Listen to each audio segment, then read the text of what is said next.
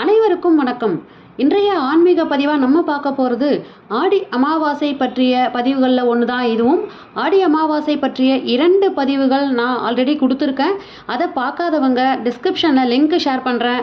அந்த 2 பதிவையும் பார்த்துட்டு இந்த பதிவை பாருங்கள். உங்களுக்கு கிளியராக இன்னுமே புரியும். ஆடி அமாவாசை அப்படிங்கிறது பித்ருக்காரியங்கள் செய்வதற்குரிய தினம் அப்படிங்கிறது பலருக்கும் தெரிந்த விஷயம். ஆனால் அமாவாசைக்கு முந்தைய நாளான இன்றைய தினம் நம்ம ஒரு கதையை படித்த பிறகு மறுநாளான அமாவாசை அன்னைக்கு விரதம் இருக்கும் பெண்கள் சௌமாங்கல்யத்துடன் வாழ்வார்கள் அப்படிங்கிறது முன்னோர்களுடைய வாக்கு. ஆடி அமாவாசை அன்னைக்கு அதாவது குத்து விளக்கு பூஜை செய்து பெண்கள் முன்னோர்களுடைய அந்த படையல் போடுறது எல்லாமே முடித்த பிறகு மறுபடியும் வீட்டை எல்லாம் சுத்தம் பண்ணிவிட்டு பெண்கள் செய்கிற ஒரு பூஜை தான் இது. ஸோ இதை எப்படி பண்ணுறது அப்படிங்கிறத பற்றி தான் நான் இன்றைக்கி உங்களுக்கு விளக்கமாக சொல்ல போகிறேன். ஸோ இந்த பூஜையை வெள்ளிக்கிழமை அன்னைக்கும் ஆடி மாத வெள்ளிக்கிழமை அன்னைக்கும் செய்யலாம். ஆனால் நீங்கள் இன்றைக்கி இந்த கதையை கேட்டுட்டு நாளைய தினம் விரதம் இருந்து இந்த குத்துவிளக்கு பூஜையை செய்கிறது நம்மளுடைய தீர்க்க சுமங்கலி பாக்கியத்தை அது நன்றாக பெற்றுத்தரும் அப்படின்னே சொல்லலாம். ஆடி அமாவாசைக்கு முன்றைய தினம் இன்றைக்கு சிறப்பானது. இந்த தினம் நம்ம இந்த கதையை கேட்டுட்டு மறுநாளான அமாவாசையான நாளைய தினம் விரதம் இருக்கிற பெண்கள் அனைவருக்கும் தீர்க்க சுமங்கலி பாக்கியம் கிடைக்கும். அது என்ன, இதுக்கு பின்னாடி ஒரு கதை இருக்குது. இந்த குத்து விளக்கு பூஜைக்கு பின்னாடி முதல்ல அந்த கதையை பார்த்துட்டு அந்த பூஜை எப்படி பண்ணுறதுன்னு உங்களுக்கு நான் சொல்கிறேன். வாங்க இப்போ கதைக்கு போகலாம். அழகாபுரி நாட்டில் அரசன் வாழ்ந்துட்டு இருந்த அரசன் அவன் அழகேசன் அப்படின்ற பேர். ஸோ பராக்கிரம் மிக்க அவனுக்கு வாரிசு இல்லாத வருத்தம் நிறைய இருந்தது. அதை தீர்த்துக்கிறதுக்காக அவன் தன் மனைவியுடன் தீர்த்த யாத்திரை மேற்கொள்கிறாரு. அதன் பலனாக அவனுக்கு ஒரு மகன் பிறக்கிறான். அந்த மன்னன் மகிழ்ச்சியோடு இருந்தபோது ஓர் அசரீரி எழுகிறது. அவனது மகன் இளமை பருவத்தை எட்டும்போது இறந்து போவான் என்றும் அது சொல்லவே மன்னன் விரக்தியில் ஆழ்ந்தான். மன அமைதி வேண்டி அவன் பல கோயில்களுக்கும் சென்றான். ஒரு நாள் காளி கோயில் ஒன்றின் அவன் வழிபட்ட போது, உன் மகன் இறந்ததும் அவனுக்கு மனம் செய்து வை, அவனது மனைவியின் மாங்கல்ய பலத்தால் அவன் உயிர் பெற்று வருவான் என்று குரல் கேட்டது. இளமை பருவம் எய்திய இளவரசர் ஒரு நாள் இறந்து போனார்.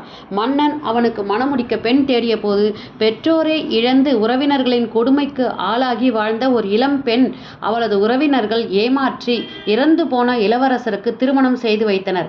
இருட்டிய பின்னர் இளவரசன் உடலோடு அவளை காட்டில் கொண்டு விட்டனர். அப்பாவியான அந்த பெண் தன் கணவன் உறங்குவதாக நினைத்தாள். விடிந்த பின் உண்மை தெரிய வந்ததும் அழுதாள், அரற்றினாள், தவித்தாள்.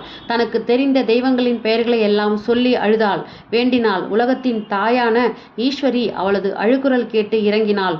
இறந்து கிடந்த இளவரசனை ஈசனின் அனுமதியோடு உயிர் பெற்று எழச் செய்தாள். இந்த சம்பவம் நடந்த தினம் ஒரு ஆடி மாத அமாவாசை. தனக்கு அருளிய தேவியிடம் அந்த பெண் இருண்டு போன தன் வாழ்வை ஒளிபெற செய்தது போலவே இந்த நாளில் அம்மனை வழிபடும் பெண்களுக்கும் அருள் புரிய வேண்டும் அப்படின்னு வேண்டாங்க. மகிழ்ந்த அம்பிகை ஆடி மாத அமாவாசைக்கு முன்தினம் அவளது கதையை படித்துவிட்டு மறுநாள் விரதம் இருந்து மஞ்சள் குங்குமம் உள்ளிட்ட மங்கள பொருட்களை உரியவர்களுக்கு தந்து தன்னை வழிபடும் பெண்களுக்கு சுமங்கலித்துவம் நிலை என்றும் அவர்கள் இல்லத்தில் அஷ்டலட்சுமி கடாட்சம் நிலவும் என்றும் சொல்லி மறைந்தாள். இதுதாங்க இந்த குத்துவிளக்கு பூஜை செய்வதற்குண்டான ஒரு தாத்பரியமான ஒரு கதை. இந்த கதையை கேட்டதுக்கப்புறமா நாளைய தினம் நம்ம வீட்டில் தர்ப்பணம் செஞ்சதுக்கப்புறமா ஆம்பளைங்க அதுக்கப்புறமா வீட்டில் படையல் போட்டு முன்னோர்களுக்கு வணங்கி விட்டு வீட்டை மறுபடியும் நம்ம சுத்தப்படுத்திட்டு இந்த பூஜையை நம்ம ஒரு நல்ல நேரத்தில் செய்யலாம். அது என்ன பூஜை அப்படின்னு பார்த்துடலாம் வாங்க. முதல்ல நீங்கள் ஒரு மணப்பலகையை எடுத்துக்கோங்க. பூஜை ரூமில் மணப்பலகையில் நீங்கள் சென்டரில் அந்த இடத்த மணப்பலகையில் சுத்தமாக மஞ்சளால் நீங்கள் நல்லா தொடச்சிட்டு மஞ்சள் தண்ணீர் எல்லாம் போட்டு தொடச்சிட்டு இந்த மனையில் நீங்கள் பத்ம கோலம் அப்படின்னு போடணும். அந்த பத்ம கோலம் 9 வகையான பத்ம கோலம் போடணும். அந்த கோலத்தை போட்டதுக்கப்புறமா உங்கள் வீட்டில் குத்து விளக்கு இருந்ததுன்னா அது பெரியதாகவும் இருக்கலாம் சின்னதாகவும் இருக்கலாம்.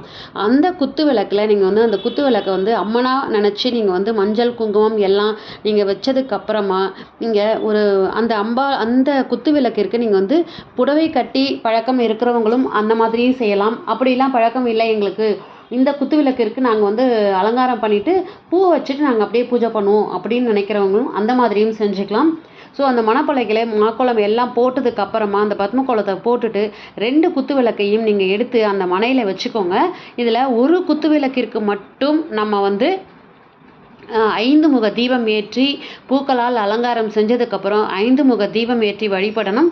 ஒரு குத்து விளக்கை அதே மாதிரி நம்ம அலங்காரம் பண்ணிட்டு அதில் விளக்கெல்லாம் ஏற்றாமல் நம்ம அப்படியே பக்கத்தில் வச்சுக்கணும்.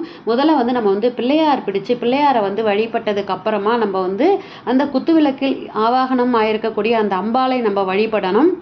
அதுக்கு முன்னாடி பார்த்தீங்க அப்படின்னா நாளைய தினம் பார்த்தீங்கன்னா இந்த பூஜையை முடித்ததுக்கு அப்புறமா நம்ம வந்து நோன்பு சரடு கட்டிக்கணும். அது வந்து தோரணம் கட்டிக்கணும். அதில் வந்து 9 முடிச்சு போட்டு 9 தோரணத்தை வந்து, அதாவது தோரணம் அப்படிங்கிறது கயிறு. ஸோ அந்த அந்த தோரணத்தை வந்து நீங்கள் வந்து அந்த பூஜை பண்ணக்கூடிய அந்த குத்து விளக்கில் வந்து நீங்கள் வச்சிடணும். கீழே வச்சதுக்கப்புறமா நீங்கள் பூக்களால், பலவித பூக்களால், வாசனை திரவியங்கள் அமைந்த பூக்களால் நீங்கள் வந்து லக்ஷ்மி அஷ்டோத்திரம் சொல்லி வழிபடணும். லக்ஷ்மி அஷ்டோத்திரம் குங்குமத்தால் அர்ச்சனை பண்ணலாம். லக்ஷ்மி அஷ்டோத்திரம் 108 அஷ்டோத்திரம் சொன்னதுக்கப்புறமா நீங்கள் வந்து குத்து விளக்கு பூஜை அப்படின்னு ஒன்று இருக்குது, குத்து விளக்கு போற்றின்னு ஒன்று இருக்குது. ஸோ அந்த குத்து விளக்கு போற்றியையும் சொல்லி முடித்த பிறகு பாயசம் அல்லது சர்க்கரை பொங்கல் நெய்வேத்தியம் பண்ணிவிட்டு நீங்கள் வந்து இந்த பூஜையை நிறைவு பண்ணிக்கலாம். அதுக்கப்புறம் பார்த்தீங்கன்னா அந்த குத்து விளக்கை வந்து நீங்கள் வந்து 9 முறை நீங்கள் வந்து பிரதட்சணம் பண்ணிவிட்டு 9 முறை நீங்கள் விழுந்து வணங்கணும் அந்த குத்து விளக்கை பார்த்து. ஸோ இதுதான் இந்த குத்து விளக்குடைய ப்ரொசீஜர், இந்த பூஜை பண்ணுறதுனுடைய ப்ரொசீஜர். ஸோ இதுக்கப்புறமா நீங்கள் வீட்டில் வந்து அந்த வீட்டில் இருக்கக்கூடிய எல்லா பெண்களும் சின்ன குழந்தைகள், பொம்பளை பிள்ளைங்க இருந்தால் கூட அந்த குழந்தைங்களுக்கும் அந்த நோன்பு சரடை நீங்கள் கட்டி விட்டுட்டு உங்களுடைய பூஜையை வந்து நிறைவு பண்ணிக்கலாம். நீங்கள் அதுக்கப்புறமா கோவிலுக்கு போயிட்டு வந்து உங்களுடைய பூஜையை வந்து நிறைவடையும், அதோடு அந்த பூஜை நிறைவடையும். இதுதாங்க இந்த ஆடி அமாவாசை அன்னைக்கு இந்த குத்து விளக்கு பூஜை செய்கிறதுனுடைய தாத்பரியம் இதுதான். ஸோ நீங்களும் நாளைக்கு முடிஞ்சவங்க இந்த பூஜையை பண்ணி உங்களுடைய தீர்க்க சுமங்கலி பாக்கியத்தை பெறணும்னு கேட்டுக்கிட்டு இன்றைய ஆன்மீக பதிவை நான் இதோடு முடிச்சுக்கிறேன். மீண்டும் அடுத்த பதிவில் சந்திக்கிறேன். இந்த பதிவு பிடிச்சிருந்ததுன்னா இந்த பதிவுக்கு ஒரு லைக் கொடுத்துட்டு உங்கள் ஃப்ரெண்ட்ஸ் அண்ட் ஃபேமிலிக்கு யாருக்காவது ஒருத்தருக்காவது ஷேர் பண்ணி பாருங்கள். நன்றி, வணக்கம்.